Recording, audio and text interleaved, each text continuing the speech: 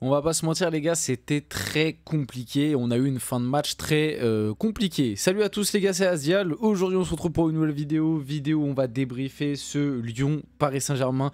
Malgré tout, victoire 3-2 des Parisiens dans un match qui, je vais mettre les pieds dans le plat, tourne très bien pour nous. Parce qu'il y a eu quand même pas mal de faits de jeu, que ce soit au niveau de l'arbitrage potentiellement ou même des faits de jeu dans le match qui font qu'on s'en sort avec un 3-2. Malgré tout, je suis très content de la victoire parce que en vrai on a eu des Parisiens qui, je trouve, dans la globalité ont été appliqués, mais on a été quand même mis vachement en difficulté. Et pour moi, je le dis, les changements de Luis Enrique n'y sont pas pour rien non plus, parce que on en reparlera après, on rentrera bien évidemment dans le débrief un petit peu plus profondément. Là on est encore dans la phase d'intro, mais la première mi-temps, pardon, je la trouve globalement maîtrisée de la part des Parisiens, mais en deuxième mi-temps, et notamment au moment des changements de Luis Enrique, au moment du 2-0 pour le PSG, je trouve que les changements ont soit été faits trop tôt, soit je n'aurais pas forcément fait ces changements-là, et on le voit sur la fin de match, ça a été très compliqué. Donc bref, on va parler de tout ça. Et au niveau de l'arbitrage, bien évidemment, même si bon, en ce moment, on en a marre. On a l'impression que tous les matchs de foot, en fait, on n'entend que parler d'arbitrage. Mais c'est vrai qu'on va pas se mentir, entre l'action d'Hakimi qui... Bon, moi, dans le contexte là, alors peut-être que je suis pas objectif, peut-être que certains vont dire que je suis pas objectif, mais moi, dans ce contexte-là, je ne mets pas le carton rouge. Et d'ailleurs, je trouve que Luis Enrique, il a très bien réagi parce qu'on le voyait que Hakimi, il était en train de dégoupiller. Tagliafico, en vrai, a très bien joué le coup, même si quand t'es supporter adverse, il y a des petits noms d'oiseaux qui partent, hein, c'est logique, mais ça fait partie du jeu. Mais en vrai, Tagliafico, je pense que dans son rôle, il a bien joué le jeu, tu sais, de laisser traîner des petites semelles, de mettre des petits coups de coude, tu sais, de pousser un petit peu, ça fait partie du jeu. Mais c'est vrai que quand t'es joueur, c'est hyper agaçant. Il y a eu un petit geste d'humeur qui, on va pas se mentir, peut-être que dans d'autres matchs, peut-être qu'avec d'autres circonstances, d'autres arbitres, ça peut mériter rouge. On va pas se mentir, ça peut mériter rouge, comme là au final il prend jaune. Moi je trouve que dans le contexte global de la rencontre, au final, c'est pas un scandale non plus, pour la simple et bonne raison que je trouve que l'arbitre a laissé beaucoup jouer et il a été très pédagogue, on va dire, et qu'il n'a pas voulu enflammer la rencontre et mettre des cartons à tout va. Là où peut-être un arbitre un peu plus sévère ou un peu plus cow-boy, même si j'aime pas cette expression, d'ailleurs cow-boy, John Textor qui est venu en cow-boy, en vrai, franchement je suis parisien, mais honnêtement la dédicace, enfin le symbole est incroyable, que John Textor vienne avec son avec son chapeau de cow-boy, en vrai, avec tout ce qui est sorti cette semaine, malgré que ce soit contre mon club, du coup c'est un pic envoyé à Nasser qui est le président du PSG, même si bon, Nasser, je suis pas totalement d'accord avec tout ce qu'il fait, mais je trouve la pique très marrante malgré tout. Mais ouais, peut-être que si c'est un arbitre plus sévère, en fait, moins dans le discours, enfin moins dans la discussion, etc. Peut-être qu'Hakimi prend rouge direct, et on le voyait qu'Hakimi était complètement en train de dégoupiller.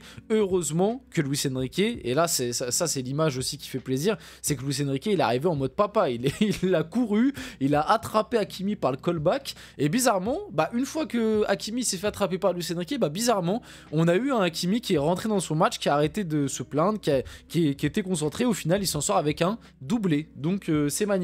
Mais tu vois, ça fait partie des petits faits. Et puis même dans le jeu, Donnarumma aujourd'hui, grande Donnarumma, on va pas se mentir, on reparlera des prestations individuelles après, mais je sais plus, et je crois, si je me trompe pas, c'est sur le premier but, hein. Le premier but, ça part d'une action lyonnais. Non, c'est pas un arrêt de Donnarumma, c'est Nuno Mendes qui revient, et c'est ça, c'est Nuno Mendes qui revient parfaitement. Ça peut faire 1-0 pour Lyon. Heureusement que Nuno Mendes fait un retour que seul lui a le secret grâce à son explosivité qui est impressionnante.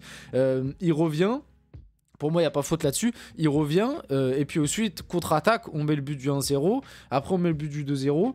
Et la fin de match, très compliqué. Très compliqué, comme je vous l'ai dit. Pour moi, les changements ont quand même un grand impact là-dessus. Et je trouve que Luis Enrique, il n'a pas... Enfin, en fait, ça se voit que les changements sont prévus pour la plupart.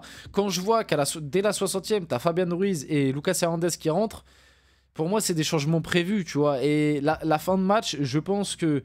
Mais de toute façon, je redévelopperai après. Mais je pense que sortir Barcola et Dembélé, c'était une erreur. Que tu sortes l'un des deux. Après, je sais qu'on est dans ce truc de gestion du temps de jeu. Et au final, ça lui donne raison puisqu'on gagne. Donc, tu vois, là entre guillemets, je fais le chipoteur. Mais je pense que le fait qu'en fin de match, on ait autant souffert, et au final, on n'est pas loin du 3-3. On va pas se mentir, on n'est pas loin du 3-3 du tout. Même si je trouve que Lyon à pas jouer les coups à fond. Parce qu'en réalité, Lyon se met à jouer dans les 20 dernières minutes, quoi. Mais c'est ça aussi le truc qui est un peu inquiétant côté Paris, c'est de se dire que Lyon, ils ont quasiment pas joué pendant tout le match, mais sur les 20 dernières minutes, ils ont commencé à un peu plus jouer, un peu plus accélérer. En plus, toi, tu fais des changements qui, je trouve, n'ont pas été pertinents et t'es mis en difficulté de dingue. Et heureusement que t'as une action sur le troisième but qui est extraordinaire. L'action du troisième but, ça part de Nuno Mendes, double contact. Gonzalo Ramos, ce qu'il fait sur l'action, extraordinaire. Franchement, Gonzalo Ramos, ces derniers temps, je lui ai trouvé pas mal de trucs où je disais, je suis pas totalement satisfait, moi je comprends pourquoi il est pas titulaire, etc. Je pense pas que cette action, ça va le faire passer titulaire, mais l'action et le geste qu'il fait, incroyable. Honnêtement, incroyable, rien à dire. C'est dommage qu'il fasse pas un peu plus ça quand il a eu ses chances en tant que titulaire. Très souvent, quand il est titulaire, je trouve qu'il est très peu pertinent.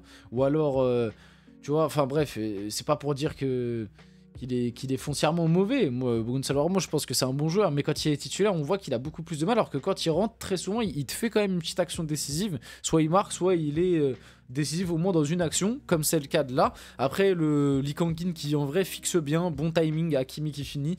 Donc voilà. Maintenant que j'ai dit tout ça, ouais, sur la rencontre, je pense que c'est globalement tout. On va pouvoir faire un petit tour sur FotMob. Le PSG, je trouve, a dominé facile les 70 premières minutes. Et les 20 dernières ont clairement été lyonnaises. Et on a été mis en grande difficulté sur les 20 dernières, on va pas se mentir. Et ouais, comme j'ai dit, le match se joue à pas grand chose. Ah oui, si, je voudrais dire un mot vite fait. Mais bon, ça c'est comme d'hab. Par rapport au champ, bon voilà, parce que quand c'est le PSG, notamment justement face à Lyon et face à Marseille, parce qu'on rappelle, hein, face à Lyon, les supporters, non c'était pardon, pas les supporters, parce qu'il n'y avait pas de supporters lyonnais, enfin je crois pas, peut-être que si, mais bref, on s'en fiche. Les dirigeants lyonnais s'étaient offusqués et avaient quitté le stade à 5 minutes de la fin parce que soi-disant les chants étaient honteux, alors que je me rappelle plus c'était quoi les chants, mais en gros je crois que c'était les Lyonnais CD S-A-L, bon, je vais pas finir. Là, j'ai entendu des insultes pendant quasiment 90 minutes sur Barcola, sur Hakimi, sur Nasser, sur le PSG. Ça fait beaucoup. Ça fait beaucoup. Et là, bizarrement, je pense pas qu'il y aura de déclaration de la part des dirigeants lyonnais pour dire que c'était honteux. Je pense pas qu'il y aura de déclaration de la part des ministres pour dire que c'était honteux. Mais bref, comme d'habitude, on a justement l'habitude. Passons sur FotMob. Passons sur FotMob. En plus, c'était un match où on sait il y avait un contexte très particulier avec tout ce qui s'était passé cette semaine par rapport au leak et même par rapport aux antécédents des deux présidents. Donc, on a eu le but d'Hakimi à la 53e, le but de Dembélé à la 59e qui est magnifique. Et je trouve que Ousmane, il a fait un très bon match, notamment dans le pressing et tout. Moi, j'ai kiffé. C'est peut-être pas son meilleur match dans le jeu, dans la percussion, même si le but qu'il met là, il est incroyable. Mais dans l'attitude, Dembélé, moi, j'aime beaucoup. J'aime beaucoup l'attitude, au-delà des perfs qu'il fait qui sont incroyables, l'attitude de Dembélé depuis... En fait, depuis qu'il a pris la... depuis qu'il a pris la... Pareil, hein, Luis Enrique, encore une fois, un peu comme là sur ce match où je dis... Hakimi, en fait, il est en train de dégoupiller. Luis Enrique, il est arrivé, il l'a chopé par le callback. Bizarrement, Hakimi, après, il se remet dedans, il met doublé. Et Dembélé, il est devenu performant depuis que Luis Enrique l'a pris par le callback aussi. Hein, après les matchs face au Bayern et son carton rouge reçu. Il a enchaîné 3 bancs d'affilée, si je m'en rappelle bien. Luis Enrique lui avait mis aussi quelques petites charges en conférence de presse. Bizarrement, depuis Dembélé, il est stratosphérique. Et côté lyonnais, du coup, on a eu Cherki et Tolisso à la 92e. Donc voilà, sur le but de Cherki, très belle action de Miko Tadze, hein, qui enrhume Marquinhos, alors que Marquinhos faisait un bon match. Au niveau des menaces, de la domination, ça résume à peu près globalement ce que je vous expliquais. Hein. Le PSG qui, pour moi, jusqu'à... Ouais, c'est ça, jusqu'à la 65, 70e pour moi, le PSG est au-dessus et en vrai, est pas trop inquiété. Par contre, les 20 dernières minutes, on a eu chaud. Au niveau de la possession, 65-35, 1,44 de XG pour les Lyonnais à 2,41, donc... et au niveau des tirs, un tir de plus et 2 grosses occasions en plus. Donc globalement, la victoire est pas non plus imméritée, même si on a eu très chaud en fin de match. Du coup, Bradley Barcola aussi qui fait sa petite passe D. Gvara qui a été bon, on en parlera après. Du coup, ça c'est ce que je vous expliquais. Pour moi, les changements n'ont pas été très pertinents. Notamment, bon, Fabian qui rentre à la 61e, encore pourquoi pas, parce que Désiré Doué était pas dans un méga soir. Par contre, Lucas Hernandez, pour moi, il rentre trop tôt. Il rentre trop tôt, Lucas Hernandez, moi je le trouve en difficulté depuis pas mal de temps, pour moi il rentre trop tôt. Et là, comme je vous ai dit, sortir Dembélé et Barcola à la 75e, sachant que tu sais que tu mènes 2-0, qu'il reste du coup à peu près 20 minutes avec le temps additionnel et que Lyon va pousser et que du coup tu n'as plus aucune option dans la profondeur, pour moi c'était une erreur.